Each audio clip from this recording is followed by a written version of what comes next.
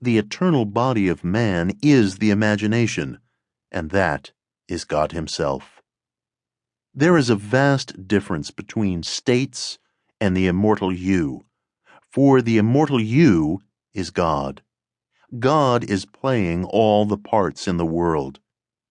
God alone acts and is in existing beings or men. There is only one author and only one actor in the world, and that is God. And that God of whom I speak is your own wonderful human imagination. That is the operant power in the world. When I speak of God, chances are you think of someone outside of yourself. But if I speak of your imagination, I am certain you will think only of yourself. That is the God of whom I speak, who is playing all the parts, and the lowest part is multiple tongues. We are not linguists, yet 200 million of us all speak the same language and find it difficult to understand one another because we move towards a prejudice, a fixed idea. When we say anything, first we have to get through that barrier, even though we are speaking in the same English tongue. Let me start with a quote from the 8th chapter of Nehemiah. They read from the book, from the law of God, with interpretation, and the people understood the reading. Paul claims in his first letter to the Corinthians, the 14th chapter, I would rather speak 5 words in my mind that I may instruct others than 10,000 words in a tongue. 5 words just to instruct others.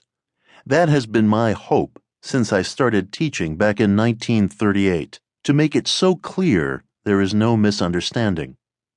Let me state it clearly now. The spiritual states of the soul are eternal. You do not change them. You pass through them like a traveler. You start at the very lowest, the tongues, the confusion of tongues, called Babel in Scripture. We do not understand each other, so we war over strange confusions. The second one is the administrator, the organizer. We organize the confused states for personal gain. Then Paul goes up for 8 and defines the last one as the apostle.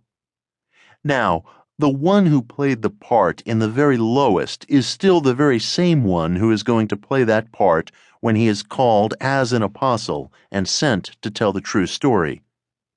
Do not identify him with the state called the apostle. While he is in it, he is going to play that part. But he is not that. He is the immortal self in everyone. The judge and the one he is judging are both played by the same being. That being the world calls God, but they do not know he is the only actor in the world.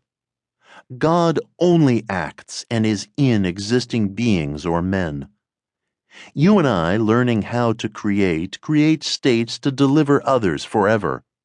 But what we make, we can unmake, for we do not make permanent states. We create a state and take a friend out of what he was expressing and put him into the state we create for him. Tell me what you want and name it clearly. It's up to me now to create the state and put you there.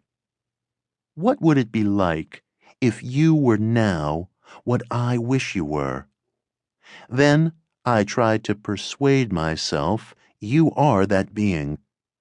To the degree I am self-persuaded that you are, I have put you in that state, and you will externalize the contents of it. But what I made, I can unmake. I cannot unmake the eternal states. These eternal states are all within the human imagination. They culminate in redemption, and redemption is preceded by apostleship. That's when you are called. The word apostle means one who is sent. I find myself in a state where I am called. The night I was called back in 1929, I had no idea I had arrived at that state. I was called into the presence of infinite love and its man.